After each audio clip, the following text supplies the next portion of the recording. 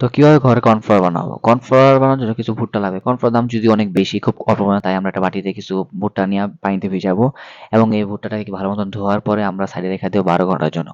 12 ঘন্টা পরে ভুট্টা যখন নরম হবে তখন আমরা মিক্সার ব্লেন্ডে নিয়ে এর কিছু পানি দিয়ে এটা আমাকে মিক্স করবো এবং এমন ডো আকৃতি তৈরি করবো। তো এটাকে আমরা চালনির মাধ্যমে ছাঁকবো যেন ভিতর থেকে সব পানি বের হয় এবং অনবরত পানি অ্যাড করে থাকবো এটার উপর দিয়ে। তো পানি অ্যাড করে ছাঁকা পরে দিয়া তো বারবার অ্যাড করে ছাঁকবো, এতে অনেক পরিমাণ পানি উৎপন্ন হবে। তো এভাবে ছাঁকতে থাকবো কিছুক্ষণের মধ্যে। ছাঁকার পরে আমরা একটা যেই পাতিলাতে পানি জমা হবে তার 2 ঘন্টা রেস্ট করার পরে এরকম নিচের দিকে কিছু কঠিন তরল জমা হবে।